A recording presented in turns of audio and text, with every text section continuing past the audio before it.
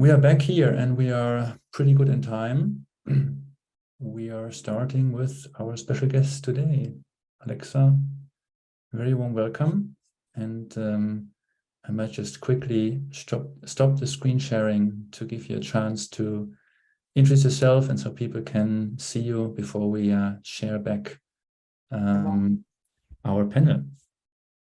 Wonderful. It's wonderful to meet everyone. And what an amazing course that you guys have put together. I really enjoyed watching that trajectory. I'll join the network and see if I can look back.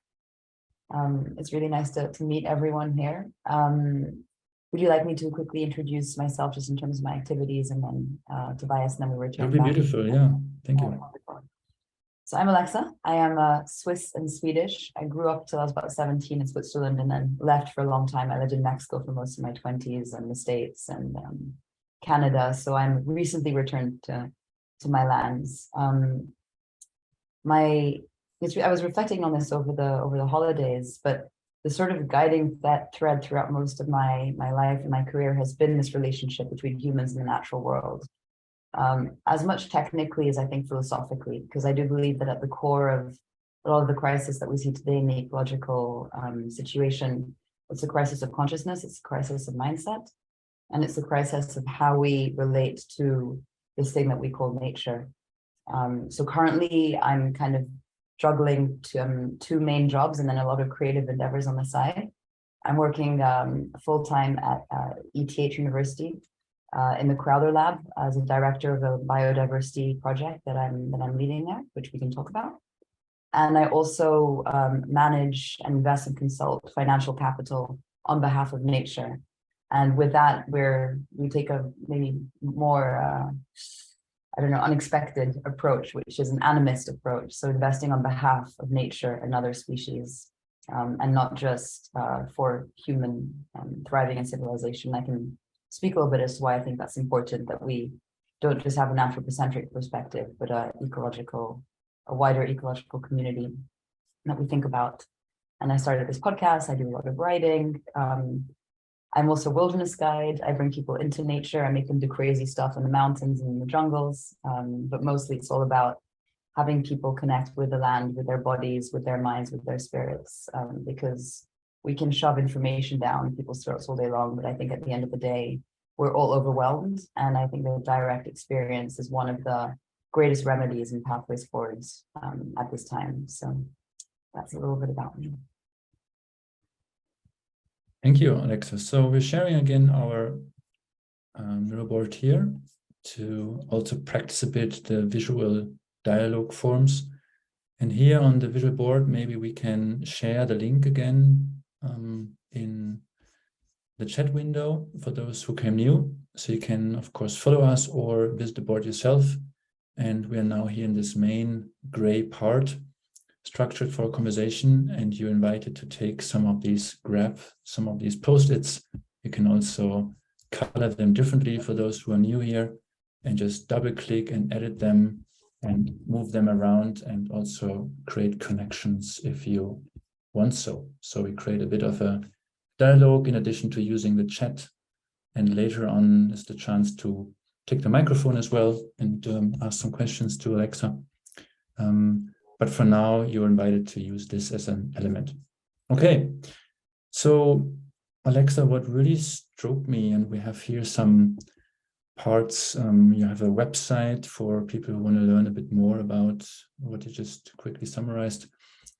We talked at the beginning of MOOC number 2, and you are part of the MOOC trailer. And I remember we got some really good feedback on some of the quotes here that we have from you. And what really captured me as well is that you talked about these two kind of perspectives highlighted here, combining the kind of quantitative data perspective, maybe that's very ETH University-like, global data sets, remote sensing, spatial data, etc. So to detect structural patterns, but also the embodied place-based understanding, something that we've been talking about with, for example, Daniel Wahl here a lot, and the kind of embodying place where also our didactics try to bring people out in nature. We mentioned the view from above. So I'd like to hone in a bit on this topic and how you actually see those two different perspectives in your work. Yeah, thank you. It is a big question. I cannot, with all humility, I cannot say that I've reconciled these perspectives. There are moments when I feel I have, and then it's tricky because on one hand, the most intelligent ecological interventions come from people who know the land deeply, right? People who have lived in place for a long time, have observed the nuances, as I write here, about the seasons, the species that come and go, why the watershed drains water in a particular way. And I think that technology will always be a useful asset to decipher some of these codes, if you will, of how the landscape operates. But nothing, in my opinion, beats someone who has been in the land and understands it. So I think that, if we look at the work that we're doing with ETH, we're taking global data sets, hundreds of them, across multiple levels of biological complexity, that come from millions of ground truth sites, and we compress them into a rating of biodiversity for any pix on the planet of 0 to 1. There's a part of me that dies inside when I realize that I'm doing this, because it has felt so antithetical to my worldview for a long time. I wrote a few years ago, the price of putting a price on nature. What happens when we break nature down into little quadrants and numbers? It's very Cartesian. It leads to a lot of, I think this idea that if you break things apart, you can understand how they fit. But as you've been talking about in your course, I'm sure, in complexity thinking, the emergence is actually unpredictable. At the same time, I've come to understand that many of us may have a role to play as translators and bridge builders. And what I mean by that is these tools are useful, and this kind of, let's say, quantitative mindset is useful for getting a foot in the door in sort of older systems, let's say financial, political, and otherwise. That if you start speaking to them about the intrinsic value of nature, the relational values of nature, you get a blank face. We have trillions of dollars that need to be deployed towards the regeneration of natural systems. And those systems need an interface. They need an interface that operates in numbers, that speaks in their language. And so a lot of my work is kind of navigating between the inherent feeling I get when I'm in the land that it is arrogant for me to put a number or a value on any of this, and yet trying to convey some of that in its holistic complexity to some of these systems. And we'll talk about Montreal later, but a lot of money has now been committed towards the restoration and protection of nature. And that's where I think that sort of duality can be reconciled. You have to know, in my opinion, you have to know which frame you're operating in. And that's where we get a bit lost. I think that many people who quantitatively value nature aren't aware that there's a whole spectrum of ways of conceptualizing the values of the living world that are not captured by that approach. So as long as we're conscious of the landscape, I think it's fine to play in different parts of it. And this tension that you're describing here, which I guess some of us feel in their work as well, also in a university place like ETH, how do you manage to bridge these tensions, or what has an impact on you? What are some tools and ways for you to connect and be in both worlds? I find that the world that is abstracted.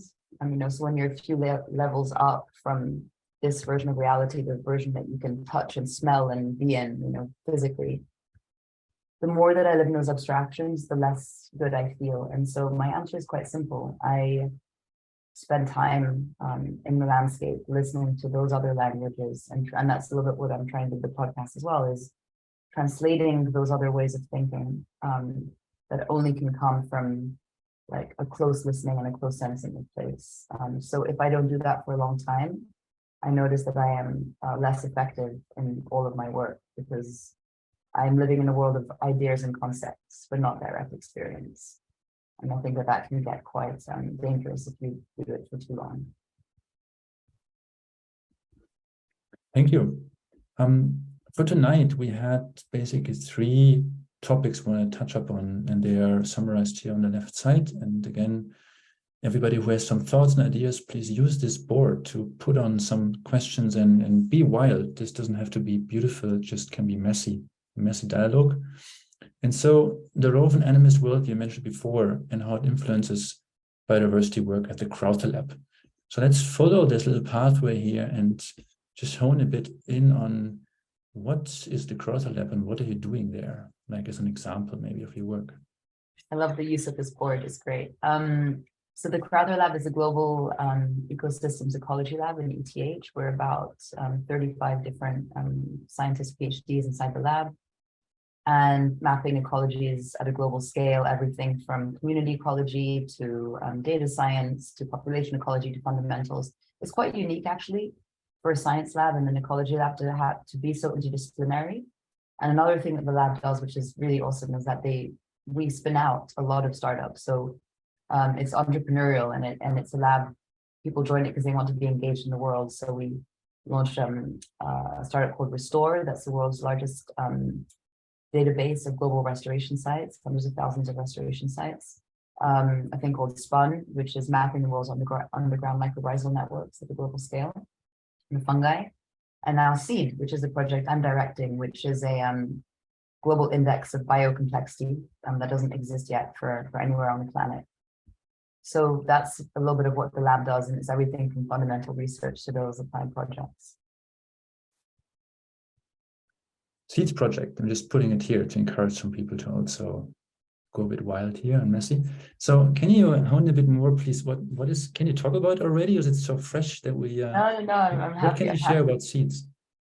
I'm happy to share. I don't want to get too kind of esoteric in the weeds of like biodiversity quantification measurement, but essentially, I think as a lot of people are noticing, the conversation on carbon has been useful to a point, but now the topic of biodiversity is really the largest global conversation. I mean, you see asset managers, politicians, institutions, everyone is trying to wrap their heads around what is biodiversity and how do we measure it and how do we understand it? Because obviously it's infinitely complex, and any anything we measure will be an approximation. And the measurement is important because if you want to incentivize the regeneration of nature, or let's say penalize for damage done to nature, we need to be able to actually measure, okay, how are these ecosystems regenerating or degrading? Seed is really interesting. Yeah, seed with just one seed for the moment. Seed is really interesting because most other metrics that exist to measure biodiversity are rather reductionist. And that's fine to a point, but the issue is that if you're only measuring for species, or if you're only measuring for small parts of habitat connectivity, you miss out, as you can imagine, the whole multiplicity of relationships that nature actually needs to be and to thrive and to function and to restore and regenerate itself. And we're seeing now in a few countries around the world where they've said, okay, biodiversity is number of species. And so they're incentivizing the propagation of this measurement, which means that you're getting examples of new ecosystems that are being, in an offset kind of way, created that have nothing to do with how nature should actually be. It's kind of the equivalent of like monocultures from carbon markets. We want carbon, let's plant a plantation of trees, a tree farm. We're seeing like biodiversity farms in a certain sense. So with seeds, we're taking hundreds of global data layers across multiple scales of complexity, above ground, below ground, fungal, microbial, functional convergence, and we compress them into this index that measures the actual structure and integrity of the whole, and not just its parts. And now our intention is for seed to become the standard measurement of biodiversity around the world, principally by financial corporate actors and political institutions. And to raise the bar on the conversation on how do we measure nature and what is nature, so that we don't have a world in 3 to 4 or 5 years that is based on deeply reductionist measures, because that would not be good for humans or nature. So that's a little bit about seed, but I'm happy to get into the weeds of it because that's kind of high level. And you mentioned the kind of place-based work, understanding places that requires some kind of human connection on the ground. Is it already clear how this might be involved in the project, or is that like part of the development? Yeah, that's this is a really, really critical part that no one to our understanding has done yet, and that we want to figure out. Because there's qualitative information about nature, and mostly this relates to kind of biocultural or human nature interactions. So things like the presence of sacred natural sites or indigenous languages. Actually, when there's some kind of native language in a place, it often correlates with higher biodiversity because the knowledge of the place is encoded in the language, and that's a whole thing we can talk about, like language and nature and how. And so there are all of these measures that aren't just the kinds of ecological ones that I've mentioned, but that are actually deeply cultural and involve the human being as a keystone species, as an agent of regeneration of the landscape. And so we have partnerships with many, many different groups around the world that especially work with on the ground local communities, some of them indigenous, some of them not. And we're asking this question, which is a research question: how can we feed your information on these indicators into this index to point to forms of resilience in an ecosystem that wouldn't necessarily be captured by the basic biological indicators? And so, Tobias, I think that's how we would factor in this human presence. But the information is packaged differently. So how you feed that into a global model that's replicable anywhere is a massive computing challenge that if anyone here has ideas, please write to me, because Yeah. we're in the early stages of this, and I'm sure that there's a lot of smart people here in this room, this virtual room. Well, just a sign how relevant and timely this kind of work is, and I mean, it's also part of our DRS program to find this kind of hybridization between science, quantitative science, data, and like iterative design in practice, and being actually as a practitioner in practice outside, and have the kind of iterative fuzziness somehow combined with different ways of knowing. I'll actually mention one more thing, Tobias, before, because it also feeds in some of the work I do in investing in nature with ground effect. I think that scientific research has a massive role to play in what I call this kind of creation of a culture that reveres and has an inherent awe around nature. The more that we uncover like the intelligent ways that nature communicates and replicates and is, you know, if you think of Suzanne Simard's work about the mycorrhizal networks in the trees, you know, and I'm in the forest now and I hear, you know, school kids saying, oh, you know that the trees are talking to each other and they're mother trees and they share resources. Or even what we're learning about the language of animals and how like many animals we thought were silent and didn't talk are actually communicating in like infrasound and ultrasound. And so I think that the role of science and increasing our own appreciation for these forms of life that have intelligence is so vastly different to our own. I think that has a massive, massive role to play in this great transition, if you will, and how we learn to have empathy and connection and fascination with other life to the extent that we want to protect it and assist in its thriving. Thank you. We had a question here, Christine. You had your hand up. Maybe. No, I just it's interesting because you just in the social networks. What you I just linked it to the inputs we had about social networks, and there it's also, as far as I understood it so far, it's about not only the, for example, number of actors, but it's a lot about the relationships and how they work together. And it's exactly that what I hear now from you.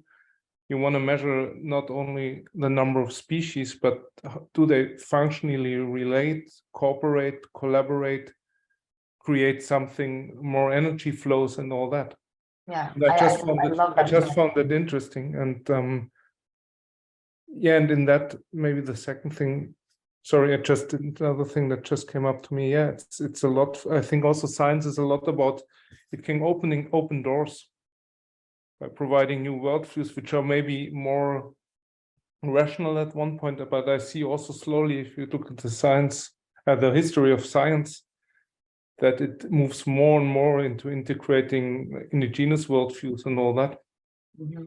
Yeah, so sorry, I didn't want it to respond, but I find it interesting to link it to social networks, because going from these parts to the whole, and what's actually the whole, and the whole is maybe not what you see, but what happens between the parts.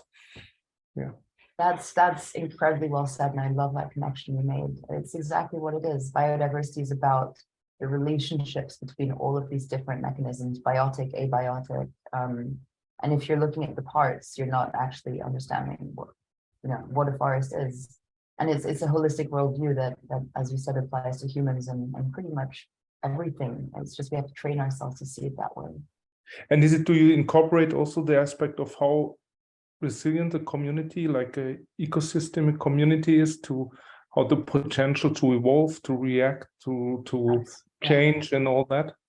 So resilience in ecology is an emergent phenomena. So you don't have a resilient indicator, but there's a lot of underlying data sets that tell you that. So yes. Okay, yeah. Thank you, Christian, for honing in spontaneously here. We have more time later on to talk a bit more. Please use the chat as well. And it's great to see some mapping going on here. So Crowther Lab and some of the work. Let's see back here and in order not to get lost in all the so important information. Life worlds. That's our next theme. We're gonna hone in, and we have a whole, like I've just copied out some of the, the biodiversity in your podcasts, and we can read a bit here. And obviously now we can hear from you what's Life Worlds about, and at the end we can maybe hone in later a bit on your latest version of it and dig a bit deep. So Life Worlds, Alexa, what is it about? Well, I hope there aren't too many German speakers in the room, because I've kind of taken, Umwelt, and there's an actual translation of Life Worlds. I'm from the French part of Switzerland, you must forgive me. But there is this word that's Life Worlds, and it's essentially the way that I'm using it with this podcast is, if you imagine we all exist within a sphere that we see and understand, and all of our life experience and our biology has us see the world a particular way, a certain range of colors, a certain range of emotions. And we kind of get used to thinking that that's reality. And we forget that we might not see the same color as other people. We might not, we see a car and a whole series of associations might be entirely different for someone else. And so if that's just between humans, imagine between all of the species and forms of life we share this planet with, and not just species you may think of, but also things like rivers or mountains or, let's say forms of nature itself or fungi. So this podcast is my attempt to translate the many experiences of the world, and I found human translators who speak on behalf of ecosystems to say this is how nature may think, this is how nature may express itself. What's it like to be a bee? What is it like to think like a river, or to litigate on behalf of an ecosystem, and things like the rights of nature, where you give personhood to other beings. And so, the sometimes Mother Earth herself, or sometimes a jungle is an actual legal entity in the same way that a river or like a railroad or a school or a corporation would be. So that's the term Life World, is can we see the world through the eyes of other life, understand their experiences. And again, in order to generate this kind of the sense of beauty, for me, I really think it is about beauty. And also this sense of empathy or compassion. So in this first season, I did it by topic. So we had guests speaking about agriculture. There was some indigenous agriculture there, Christian, back to your. But there was some in agriculture, fungi, rewilding, law, and so on and so forth. And these are all practitioners who are exceptional in the work they're doing to protect, restore nature or social systems. There's some designers in there as well. I'm sure there's designers on this call. John Thacker is wonderful. But specifically, I was asking them, how have they learned to see the world through these eyes of other life in order to have a more intelligent intervention in their work? So that's kind of the high level of the podcast. There's, in accordance with this sort of philosophy of direct experience, I've also recorded practices. So there's practices around sensing place. So basic questions like, can you detect the micro seasons in the place you live? Every 3 to 4 days, what are you seeing emerge from the land? Or do you know where the water comes from in your tap? Have you followed the river up to the watershed to know where the water comes from? It's amazing if you do that. Like I've done this in most of the places I live, and I go to the actual place the water comes from. And every morning when I take a shower, I'm like, I know the place it emerges from.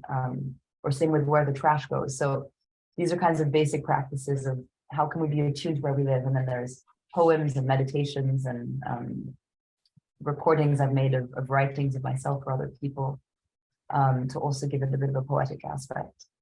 And the next season, I'm going to start it at some point this year when I have the time. But I'm going to be interviewing people who have like deeply experimented with being other life, either people who are translating, so creating technologies around that, or people who are who have really, for example, there's this guy in the UK who like lived as a badger for like a year or more and lived as other animals, which sounds wacky, but he probably has some interesting insights around what it's like to be nature. So I'll leave it there.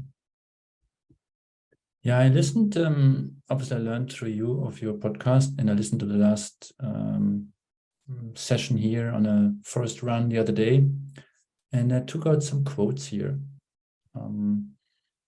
And so one of them is shown here, where you talked about if we want to regenerate our home planet, we have to learn how to place ourselves in shoes, clothes, paws, wings, etc. And identify those who might be entirely different. And the other parts, the closer we are to embodying and knowing these other life worlds, the closer we are to cultivating an earnest sense of empathy and care. What are some of your, you mentioned practices going up the watershed, for example. What are some ways, other ways, techniques for yourself to place yourself and learn how you fit into where you are? It's a wonderful question. I'll answer it. Two things first. I would point anyone towards the 10th episode of the podcast, the ones on wilderness connections and nature rights, because the two guests who speak on that are deeply experienced in this, a lot more than myself.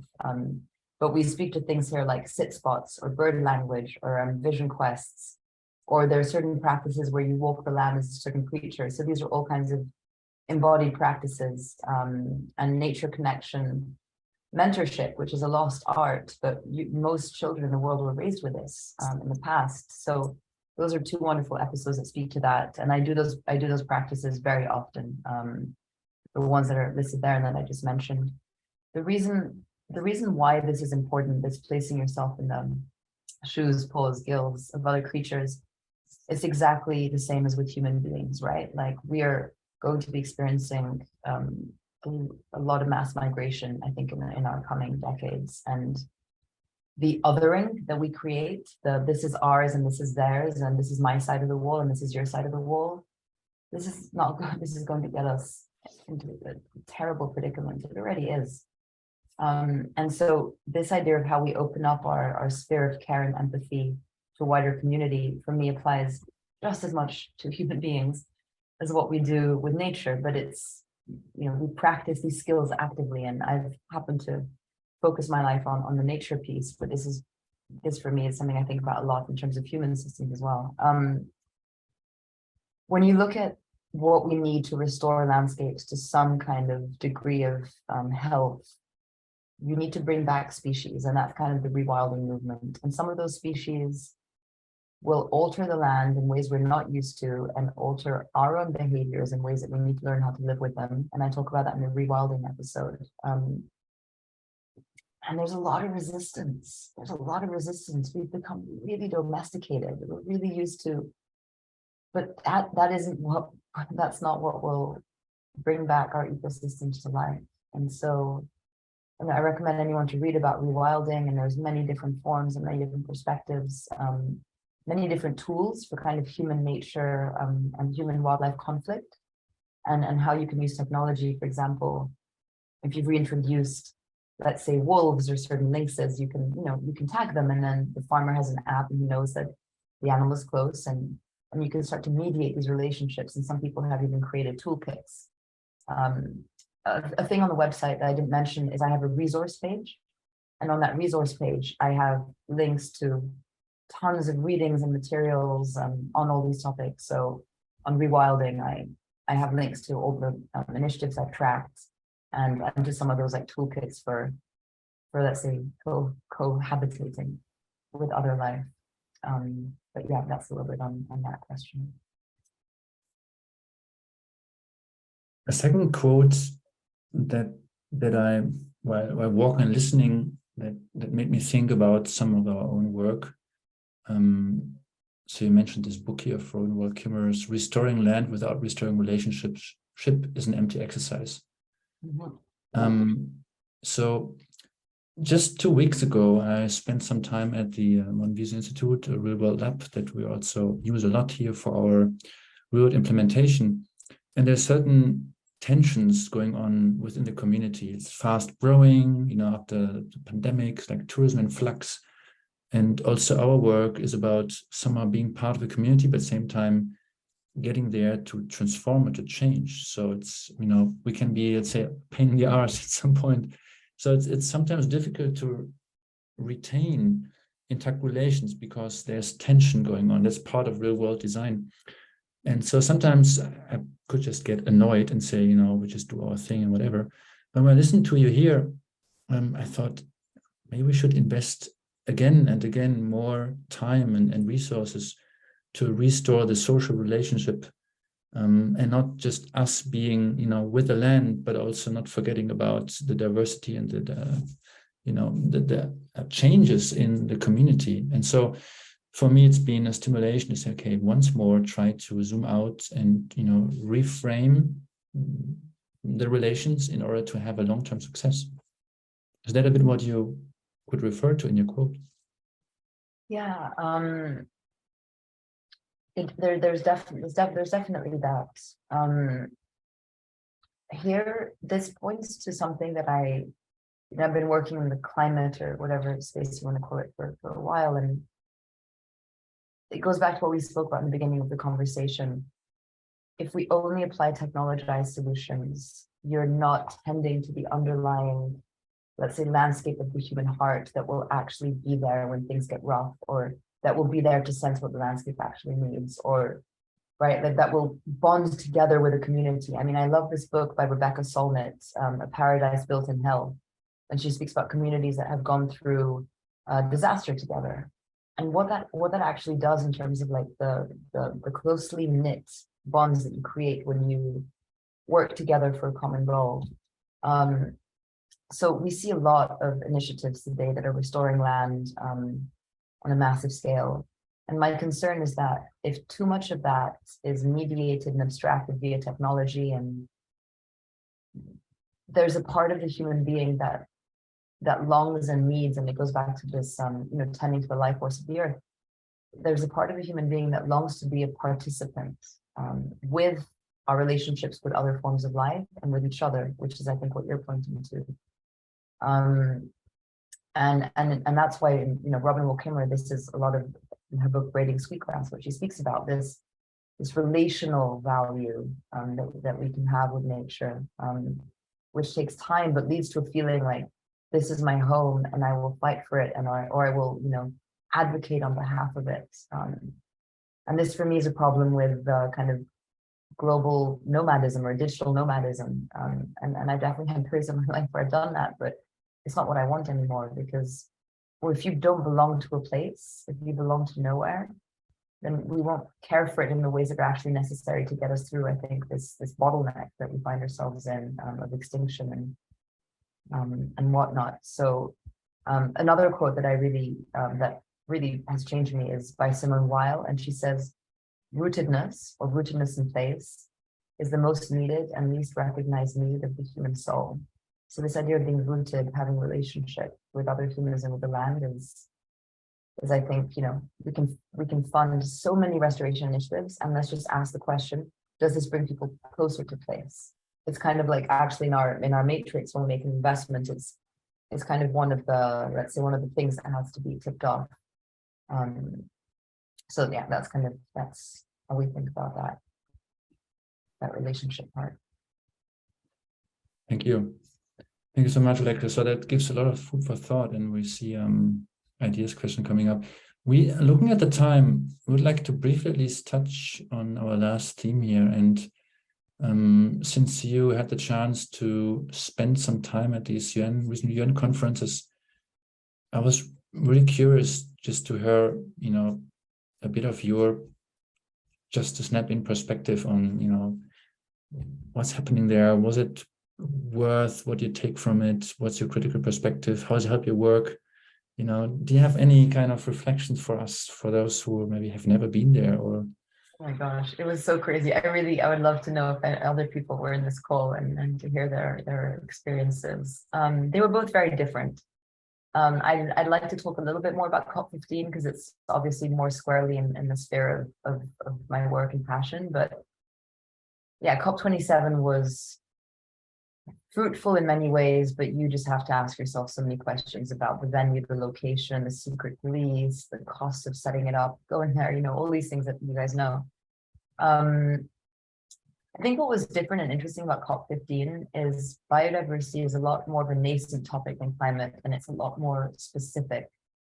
And so, first of all, we saw some, I think, three great things that came out of COP15. One was the 30 by 30, you know, protect 30% of terrestrial and marine ecosystems by 2030. Obviously, how we get there has to be ironed out, but still, I think that was a massive win. And also that we're going to try and reduce global subsidies by 500 billion by 2030. That's massive because the amount of good work that's done, that's just, you know, a peanut compared to the amount of perverse subsidies that are in place. So that was amazing. And then an interesting target, 15, says now that corporations are required to disclose their impacts on nature, which I think again is massive. So what these things do is that they open up, I think, a new possibility space for entrepreneurship, for nature-focused companies, for technologies, for reporting, for monitoring, you know, green jobs, if you will, right? Like what these bioeconomies could look like. And even though the process is arduous, you know, you're in the room and you're watching the brackets, you know, and, you know, arguing around the world, transparent. Well, you can't be more transparent because if it's transparent, it's already clear. And you're just like, we've been talking about this for an hour. But the end result, I think, creates a governance mechanism that levels the playing field. Corporations look to governments for being able to act in a way that doesn't mean that they'll lose in some kind of race to the bottom. So on those points, I think we're going to see really interesting things happening. So for me, I think there's two main takeaways. One, the presence of the corporate and financial sector in the biodiversity conference was staggering. People couldn't believe it. Last year, you had maybe 1/10 of attendance. So in 1 year, the amount of banks and multilateral institutions that are attending this conference, I mean, I think it really shows where we're heading in a positive way. The second thing is the conversation on biodiversity credits, which was one of the major conversations at the COP. Because, you know, unlike carbon, and arguably carbon is not fungible, which means you can't just replace one place and have it in another because forests are very unique. But one of the biggest conversations in ongoing working groups are what will be these biodiversity credits? How will they be measured? Will they be offsets? How do we not repeat the harms that we did in carbon markets? And what's really interesting is it's a very collegiate atmosphere, and there's working groups and people are setting their own governance, and it's really surprisingly positive. And so we're in a bunch of those working groups, and if anyone wants to learn anything about biodiversity credits, if it's interesting for you, just write me a message.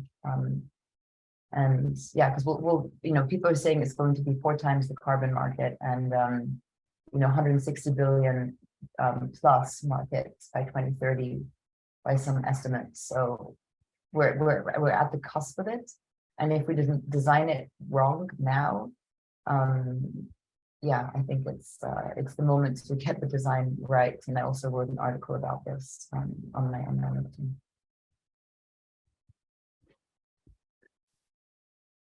thank you so much.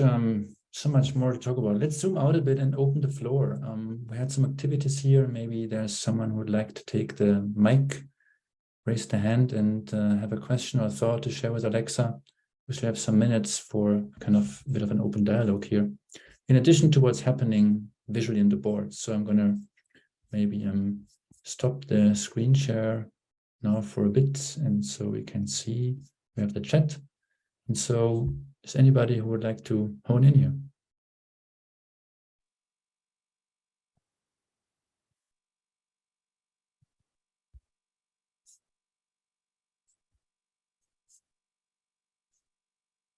Violette, please. Yes, thank you very much for this really interesting and also heartwarming talk, because I belong already to the elderly generations in this world, and I'm always torn between, you know, hope and despair. And when I listen to somebody like you, I have hope again. So it's really wonderful that you were able to join tonight, and I've really enjoyed this very brief introduction to your work, which is mind-blowing in a certain sense. And I'm really curious also to for example, learn more about this animist approach to finance, that you finance. I mean, to learn more about how this works. I don't know whether that is part of this lecture or this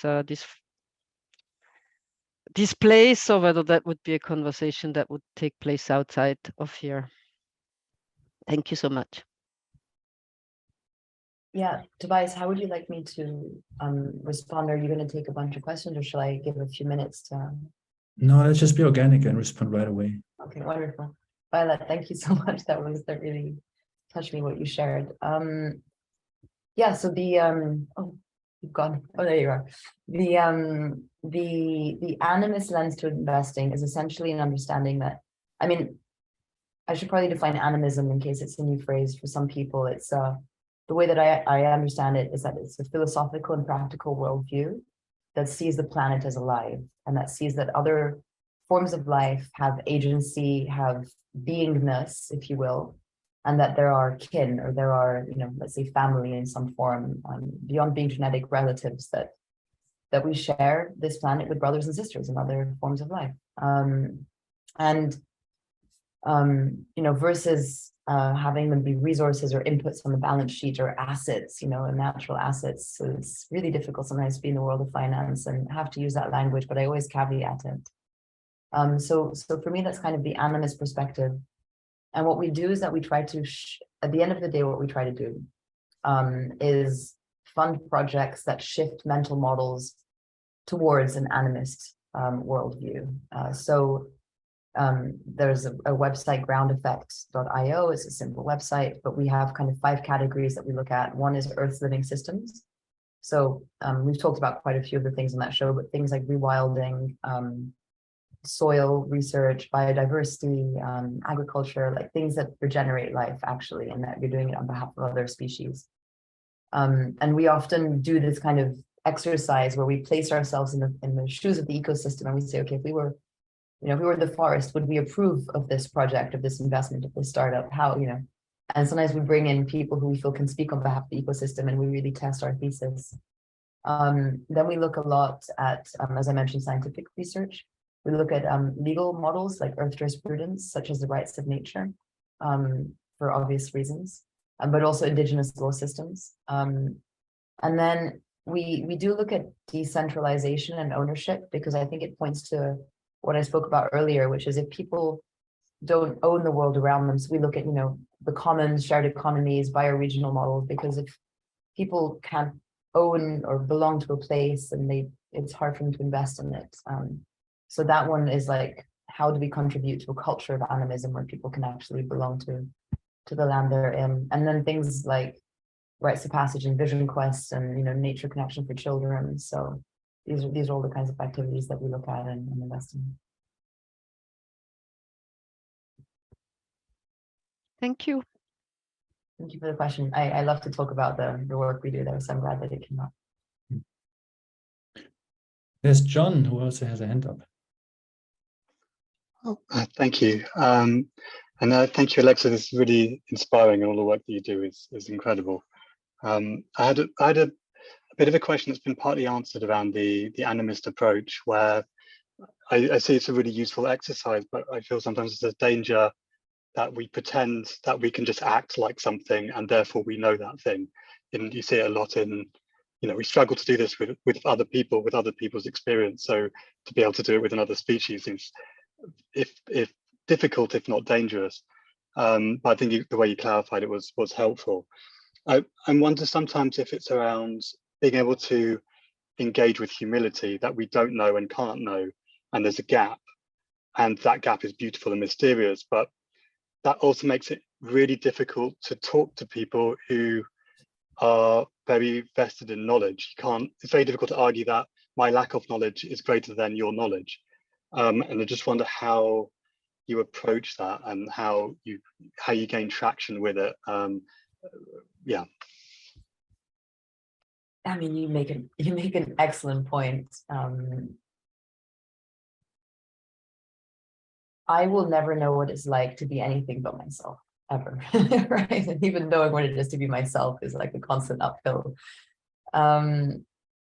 It's more about, as I think you've twigged onto, it's more about the practice of the exercise itself, and asking, can we be of service to someone else other than just, let's say, accumulating capital wealth or just the human perspective. There's a lot of work being done around like animal consciousness, and Nagel's famous essay, "What's it like to be a bat?" I think in the 70s he wrote that, right? Like, it's an exercise, as you mentioned, it has to be done with a lot of humility, and we may often never know, and God forbid it's actually used to justify a harm.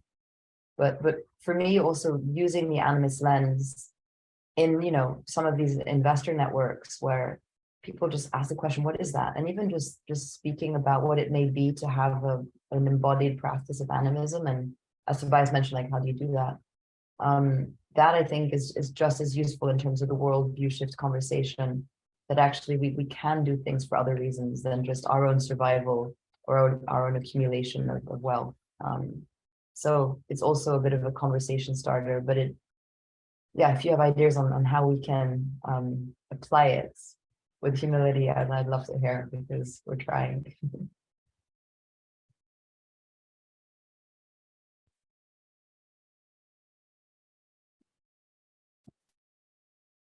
Anybody else who would like to raise a question here? Just to some couple of minutes time. No, just I don't know if it's okay. I don't need to raise a question, but because Alexa, you just said you will never know how it will be not being yourself.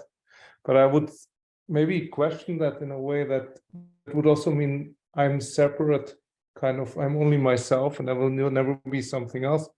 And if you look at all this phenomena of resonance or in shamanic work, when you say you open up to be, like they say, like you're the narrow bone, like if you're approaching in humility, you can have other spirits speaking through you.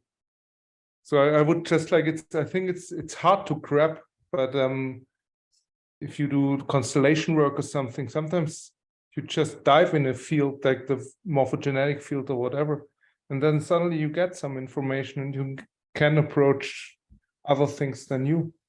But I think humility in all that, I think it's a humility and knowing that you are not knowing, kind of, it's an important part. Yeah, no, I'm glad you raised that. I have engaged in some of those kinds of practices. So I do think that there's a possibility, and one of my personal practices is a form of Buddhism that I've been doing for quite a few years. And they're definitely, even the idea of a self. And we don't but the notion of the self, I'm constantly deconstructing that. And so I believe that there is access to that kind of information through some of the mechanisms you're describing, but for ease of it, I still don't really know even what it is, because it's the great mystery. But I have witnessed people channeling other forms of intelligence, and I can't explain what they're doing. But yes, sometimes it's astonishing what you can tap into. Yeah, for sure.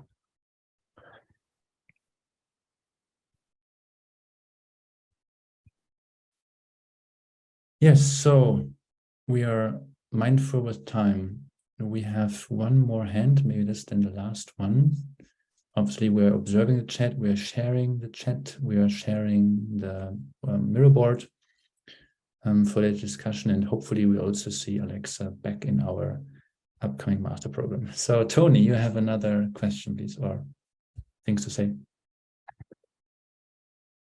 Thank you, Tobias, and thank you, Alexa, for being here today. Thank you for organizing this. It's been really great.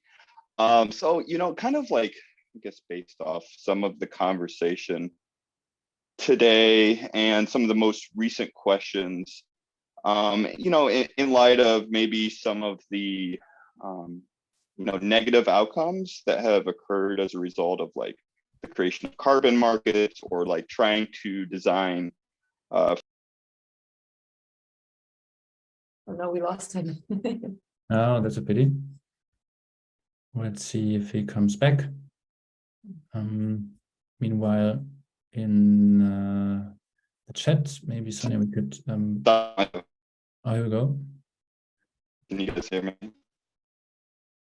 Yeah, Yes, you're coming hello. in and out, maybe without camera. Hi. Sorry. Yes, so it was just really, when it comes to the way in which we design as designers, and maybe your perspective as well, just the role that non-action might play. So how this idea of maybe by not acting, we might actually create more of a difference than through action, which is, you know, I think a big idea in a lot of Eastern thought, but just would be curious how or if that shows up in your work. I love that phrase, non-action. I've never heard it before. I